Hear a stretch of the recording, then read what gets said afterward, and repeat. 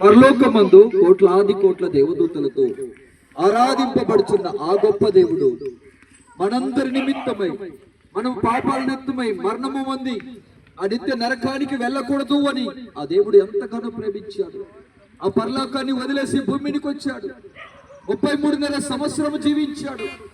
ఎక్కడదో పాపం చేయలేదు. ఆయన మన పాపాల నిమిత్తం పరిశుద్ధుడైన ఆయన మన కోసము శిలువ మ్రాను మోసాడు. ఆయన మన కోసము ఆ శిలువ మ్రాను పైన 3 మేకుల మధ్య వేలాడదీయబడ్డాడు. మన కోసము గుల్ల కిరీటము పెట్టించుకున్నాడు. తల్లో మన కోసమే గాయపరచబడ్డాడు. ఆయన ఒళ్ళంతా గాయాలు చేయబడ్డప్పటికీ ఆ దేవాది దేవుడు మాట కూడా పలకలేదు. ఈరోజు ఈ గ్రామాన్ని ఎంతగానో ప్రేమించాడు. మన కోసము ప్రాణం పెట్టాడు. ఆయన విలువైన ప్రాణాన్ని పెట్టాడు మన కోసము. ఈరోజు బ్రతుకున్నామంటే కారణము ఆయన ప్రాణం విలువే. ఈరోజు నరకానికి వెళ్ళకుండా మనందరినీ ఎంతగానో ప్రేమిస్తున్నాడు దేవుడు.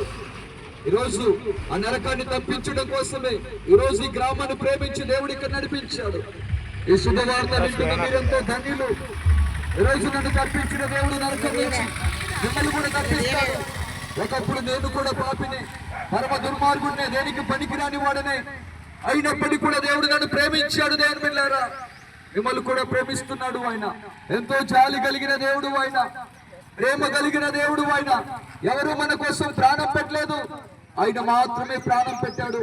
నా బిడ్డలు నిత్య నరకానికి వెళ్ళకూడదు, నా బిడ్డలు నా రాజ్యంలోకి రావాలి, నేను సృష్టించిన బిడ్డలు వీళ్ళెంతగానో ప్రేమిస్తున్నాను నేను అని మనందరి నిమిత్తం ప్రాణం పెట్టాడు. దేవుని బిడ్డారా, ఎదుగో ప్రాణం పెట్టిన దేవుడు ఏ రీతిగా అయితే సెలవిచ్చినాడో, ఎదుగో మరణం నొందిన తరువాత, సమాధి చేయబడిన తరువాత 3వ దినమున తిరిగి లేస్తాను అని తిరిగి లేచాడు. ఆయన సమాధిని బద్దలు కొట్టుకొని లేచి 40 దినాలు భూమి మీద అగుపించాడు.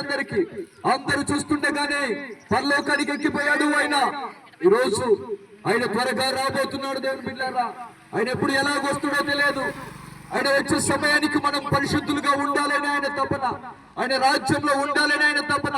ఈరోజు నువ్వు దేవుణ్ణి ఎరిగిన నువ్వు, ఈ సువార్త విన్న నీవు వ్యర్థముగా పోనివ్వకుండా ఈరోజు నువ్వు ఆయన సువార్తను పట్టుకొని నువ్వే శ్రమల్లో, బాధల్లో, కష్టాల్లో ఉన్నావో ఈ మధ్యాహ్న సాయంకాల సమయంలో ఒక్కసారి ఆయన పాదాలు పట్టుకున్నాడు.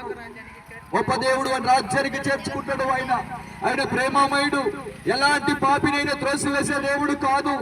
నువ్వు అనారోగ్యంతో ఉన్నావా, ఇదిగో శ్రమల్లో ఉన్నావా, ఏ ఇబ్బందితో ఉన్నావు, ఎవరు పట్టించుకోలేకుండా అనాథగా ఉన్నావా, ఇదిగో ఈ సాయంకాల సమయంలో దేవుడు సెలవిస్తున్నాడు, నేనున్నాను అంటున్నాడు.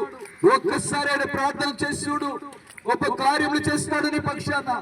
నమ్మినట్లయితే అద్భుతాలు జరుగుతాయి. ఆయన రాజ్యంలో దీవించబడతావు, ఆయన రాజ్యంలో నిత్య రాజ్యంలో చేర్చబడతావు. ఈ గ్రామాన్ని ప్రేమించిన దేవుడు ఈరోజు ఈ శుభవార్త నీకు పంపించాడు. దేవుని బిడ్డలారా, ఒకప్పుడు నరకానికి దగ్గరగా ఉన్న నన్ను ప్రేమించాడు. ఎవరు విడిపించలేని పాపం నుంచి విడిపించాడు. ఈరోజు నిత్య రాజ్యానికి వారసుడిగా చేసుకున్నాడు. ఈరోజు నమ్మిన నీవు ఆయన రాజ్యంలో, మరణం లేని రాజ్యంలో నువ్వు చేర్చబడాలంటే యేసుక్రీస్తు ప్రభువుని ఒక్కసారి నువ్వు దేవా నేను పాపినయ్యా అని ఒప్పుకుంటే చాలు. గొప్ప దేవుడి రాజ్యము మనందరి కోసం సిద్ధముగా ఉన్నది.